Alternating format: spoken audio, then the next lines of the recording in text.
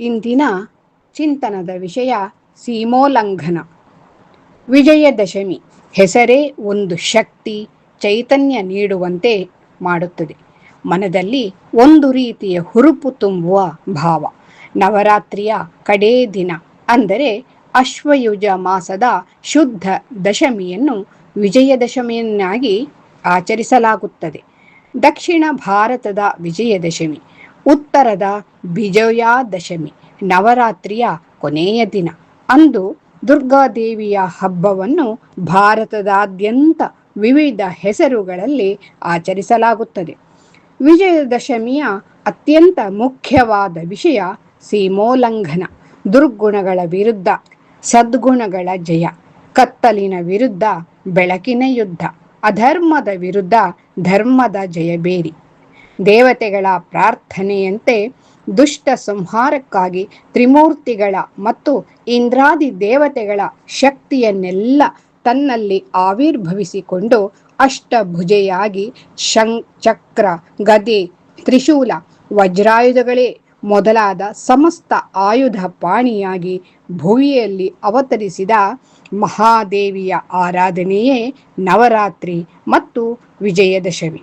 ಅಜ್ಞಾನದ ಅಂಧಕಾರ ಕಳೆದು ಜ್ಞಾನದ ಬೆಳಕನ್ನು ಆರಂಭ ಮಾಡುವ ವಿಜಯದಶಮಿ ಅಥವಾ ದಸರಾ ಒಂದರ್ಥದಲ್ಲಿ ಸೀಮೋಲ್ಲಂಘನವೇ. 5,000 ವರ್ಷಗಳ ಹಿಂದೆ ಪಾಂಡವರು ಕೌರವರ ವಿರುದ್ಧ ಜಯಗಳಿಸಿದ್ದು ವಿಜಯದಶಮಿಯಂದೇ. 10,000 ವರ್ಷಗಳ ಪೂರ್ವದಲ್ಲಿ ಸೀತಾನ್ವೇಷಣಕ್ಕಾಗಿ ಸಮುದ್ರ ಮಾರ್ಗದಲ್ಲಿ ಲಂಘಿಸುತ್ತಾ ಸಾಗಿದ ಹನುಮಂತ, ಜಾಂಬವಂತನ ಪ್ರೇರಣೆ, ಪ್ರೋತ್ಸಾಹ ಹನುಮಂತನ ಬೆಳವಣಿಗೆಗೆ ಕಾರಣವಾಯಿತು. ಸಮುದ್ರವನ್ನು ತನಗೆ ದಾಟಲು ಸಾಧ್ಯ ಎಂದು ಹನುಮಂತನಿಗೆ ತಿಳಿದೇ ಇರಲಿಲ್ಲ. ಅವನ ಅಜ್ಞಾನ ನಿವಾರಣೆ ಆದುದು, ವಿಕಲ್ಪ ದೂರವಾದುದು ಜಾಂಬವಂತನಿಂದಲೇ. ಅಷ್ಟರ ಮಟ್ಟಿಗೆ ಹನುಮಂತ ಸೀಮೋಲ್ಲಂಘನ ಮಾಡಿ ಲಂಕೆಗೆ ಸೇರಿದ. ಶ್ರೀರಾಮ ಸೀತಾಮಾತೆಯನ್ನು ಬಂಧಮುಕ್ತಗೊಳಿಸಿದ್ದು ರಾವಣನ ವಧೆಯ ಮೂಲಕ. ಅಂದೇ ವಿಜಯದಶಮಿ.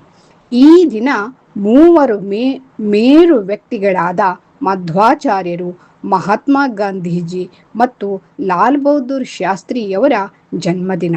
ಅವರು ಹೇಗೆ ಸೀಮೋಲ್ಲಂಘನ ಮಾಡಿದರೆಂದು ನೋಡೋಣ. ಸೀಮೆ ಎಂದರೆ ಗಡಿ, ಎಲ್ಲೆ, ಮಿತಿ ಎಂಬ ಅರ್ಥಗಳಿವೆ. ಲಂಘನ ಎಂದರೆ ಮೀರುವುದು, ಹಾರುವುದು, ಉಪವಾಸ ಮುಂತಾದ ಅರ್ಥಗಳಿವೆ. ಸೀಮೆಯ ಉಲ್ಲಂಘನೆ ಎಂದರೆ ಗಡಿಯನ್ನು ದಾಟಿ ಮುಂದುವರಿಯುವುದು, ಮಿತಿಯನ್ನು ಮೀರಿ ಸಾಗುವುದು ಎಂದು ಅರ್ಥೈಸಬಹುದು. ಹರಿಸರ್ವೋತ್ತಮ, ವಾಯುಜೀರ್ವೋತ್ತಮ ಎಂದು ಸಮಾಜ ಮುಖಕ್ಕೆ ಸಾರಿ ಹೇಳಿದ ದ್ವೈತ ಸಿದ್ಧಾಂತ ಪ್ರತಿಪಾದಕ ಮಧ್ವಾಚಾರ್ಯರು ಸಾಮಾಜಿಕ ಚಿಂತನೆಯಲ್ಲಿ, ಧಾರ್ಮಿಕ ಕ್ಷೇತ್ರದಲ್ಲಿ ಸೀಮೋಲ್ಲಂಘನ ಮಾಡಿದವರು. ನಮ್ಮ ರಾಜ್ಯದಲ್ಲಿ ಜನಿಸಿ ಕನ್ನಡದಲ್ಲಿ ದಾಸ ಸಾಹಿತ್ಯಕ್ಕೆ ಕೊಡುಗೆ ನೀಡಿದ ಹೆಗ್ಗಳಿಕೆ ಅವರಿಗೆ ಸಲ್ಲುತ್ತದೆ. ಮನುಕುಲದ ಒಳಿತಿಗಾಗಿ, ಸಜ್ಜನರ ಉದ್ಧಾರಕ್ಕಾಗಿ ತಮ್ಮದೇ ಆದ ಸಿದ್ಧಾಂತವನ್ನು ಪ್ರಚುರಪಡಿಸಿದ ಮಹಾನುಭಾವರಲ್ಲಿ ಮಧ್ವಾಚಾರ್ಯರು ಒಬ್ಬರು. ಮಹಾತ್ಮ ಗಾಂಧೀಜಿಯವರು ದಕ್ಷಿಣ ಆಫ್ರಿಕಾ ದೇಶದಲ್ಲಿ ಒಮ್ಮೆ ಪ್ರಥಮ ದರ್ಜೆಯ ಬೋಗಿಯಲ್ಲಿ ಪ್ರಯಾಣಿಸುತ್ತಿದ್ದರು. ಒಬ್ಬ ಬಿಳಿಯ ಅವರನ್ನು ಗಾಡಿಯಿಂದ ದಬ್ಬಿದ. ಇದರಿಂದ ಗಾಂಧೀಜಿಯವರಿಗೆ ಕರಿಜನಾಂಗದ ಪರವಾಗಿ ಹೋರಾಟ ಮಾಡಲು ಪ್ರೇರೇಪಣೆ ಉಂಟಾಯಿತು. ಕುದುರೆ ಗಾಡಿ, ಹೋಟೆಲ್ಗಳಲ್ಲಿ ಅವಮಾನ ಅನುಭವಿಸಿದರು. ಡರ್ಬಾನಿನ ನ್ಯಾಯಾಲಯದಲ್ಲಿ ಪೇಟ ತೆಗೆಯುವಂತೆ ಒತ್ತಡ ಹೇರಲಾಯಿತು. ಇಂತಹ ಅನೇಕ ಘಟನೆಗಳು ಅವರಿಗೆ ಪಂಥಾಹ್ವಾನ ಒಡ್ಡಿದವೇ ವಿನಃ ಜೀವನ ಸ್ಫೂರ್ತಿಯನ್ನು ಕುಗ್ಗಿಸಲಿಲ್ಲ. ದಕ್ಷಿಣ ಆಫ್ರಿಕಾದಲ್ಲಿ ಕರಿ ಬಿಳಿಯರ ನಡುವಿನ ತಾರತಮ್ಯ ನೀತಿಯನ್ನು ವಿರೋಧಿಸಿ ಮಹಾತ್ಮ ಎಂಬ ಬಿರುದು ಪಡೆದ ವ್ಯಕ್ತಿತ್ವದ ಮಿತಿಯನ್ನು ಮೀರಿದ ಗಾಂಧೀಜಿ ಕೂಡ ಸೀಮೋಲ್ಲಂಘನ ಮಾಡಿದವರು. ವರ್ಣ ಭೇದದ ನೀತಿಯ ವಿರುದ್ಧ ಹೋರಾಟ ಮಾಡುತ್ತಿದ್ದಾಗ ಭಾರತ ದೇಶದ ಸ್ವಾತಂತ್ರ್ಯದ ಕಲ್ಪನೆ ಮೊಳಕೆಯೊಡೆದು ಭಾರತಕ್ಕೆ ಬಂದು ಸ್ವಾತಂತ್ರ್ಯ ಚಳುವಳಿಯಲ್ಲಿ ಧುಮುಕಿದರು. ಸರಳ ಜೀವನ, ಉನ್ನತ ಚಿಂತನೆಯಲ್ಲಿ ನಂಬಿಕೆಯನ್ನಿಟ್ಟವರು ಗಾಂಧೀಜಿ. ಸತ್ಯ, ಶಾಂತಿ, ಅಹಿಂಸೆಯ ಸಿದ್ಧಾಂತಗಳ ಮೂಲಕ ಸ್ವಾತಂತ್ರ್ಯವನ್ನು ಸಾಧಿಸಿ ಸಾಮಾಜಿಕ ಸುಧಾರಣೆಗೆ ನಾಂದಿ ಹಾಡಿದವರು. ಅಕ್ಟೋಬರ್ 2 ಭಾರತಕ್ಕೆ ಮತ್ತೊಂದು ಐತಿಹಾಸಿಕ ದಿನ. ದೇಶಕ್ಕಾಗಿ ತನ್ನ ಪ್ರಾಣವನ್ನೇ ಬಲಿಕೊಟ್ಟ ಮಹಾನ್ ವ್ಯಕ್ತಿಯಲ್ಲಿ ಒಬ್ಬರಾದ ಶಾಸ್ತ್ರೀಜಿಯವರ ಜನ್ಮದಿನ. ಭಾರತದ 2ನೇ ಪ್ರಧಾನಿಯಾದ ಶಾಸ್ತ್ರೀಜಿಯವರ ಜೀವನ ಇಡೀ ದೇಶಕ್ಕೆ ಮಾದರಿಯಾಗಿದೆ. ಮೂರ್ತಿ ಚಿಕ್ಕದಾದರೂ ಕೀರ್ತಿ ದೊಡ್ಡದು ಎನ್ನುವ ಗಾದೆ ಮಾತಿಗೆ ಅನ್ವರ್ಥನಾಮ ಇವರು. ದೇಶಕ್ಕಾಗಿ ಸರಳ ಜೀವನ, ಉನ್ನತ ವಿಚಾರಗಳ ಮೂಲಕ ಇಂದಿಗೂ ಅಜರಾಮರವಾಗಿರುವ ಧೀಮಂತ ವ್ಯಕ್ತಿ. ಒಬ್ಬ ಶಾಲಾ ಮಾಸ್ತರರ ಮಗನಾಗಿ ಕಾಶಿ ವಿದ್ಯಾಪೀಠದಲ್ಲಿ ಸಂಸ್ಕೃತ ಕಲಿಯುವಾಗ ಅವರಿಗೆ ಶಾಸ್ತ್ರಿ ಎನ್ನುವ ಬಿರುದು ನೀಡಿ ಪುರಸ್ಕರಿಸಲಾಯಿತು. ಬಳಿಕ ಲಾಲ್ ಬಹದ್ದೂರ್ ಶ್ರೀವಾಸ್ತವದಿಂದ ಲಾಲ್ ಬಹದ್ದೂರ್ ಶಾಸ್ತ್ರಿ ಎಂದು ಮುಂದುವರಿಯಿತು.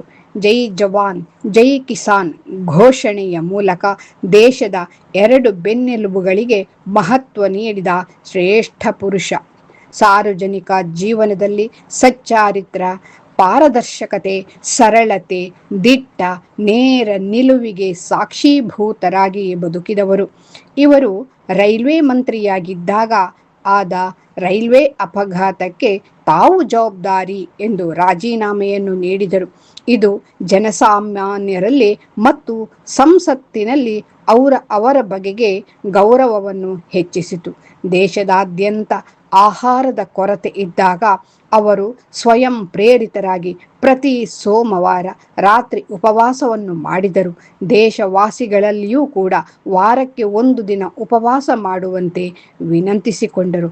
ಅವರ ಮನವಿಗೆ ಅಪಾರ ಪ್ರತಿಕ್ರಿಯೆ ವ್ಯಕ್ತವಾಗಿತ್ತು.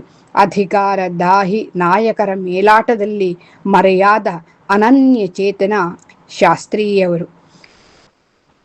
ಅವರಂತಹ ನಿಸ್ವಾರ್ಥ, ಧೀಮಂತ, ಶ್ರೇಷ್ಠ ವ್ಯಕ್ತಿತ್ವವನ್ನು ದೇಶ ಮತ್ತೆ ಕಾಣಲೇ ಇಲ್ಲ. ಎಲ್ಲ ಸಾಧಕರ ಜೀವನ, ಪ್ರೀತಿ, ಧ್ಯೇಯನಿಷ್ಠೆ, ಸಾಧನೆಯ ವಿಧಿ ವಿಧಾನಗಳು ಅವರಲ್ಲಿನ ಮಹತ್ತನ್ನೇ ಬೆಳಕಿಗೆ ತರುತ್ತವೆ. ಅವರಲ್ಲಿ ಇರುವ ಕ್ಷುಲ್ಲಕತನಗಳು ಹೇಳ ಹೆಸರಿಲ್ಲವಾಗಿ ಸಾಮರ್ಥ್ಯಗಳು ಪ್ರಕಾಶಕ್ಕೆ ಬರುತ್ತವೆ. ನಮ್ಮ ಬದುಕಿಗೂ ಇದು ಮಾದರಿ. ನಮ್ಮ ಜೀವನದುದ್ದಕ್ಕೂ ಇಂತಹ ಸೀಮೋಲ್ಲಂಘನೆ ಏರ್ಪಡಲಿ. ಹರಿ ಓಂ.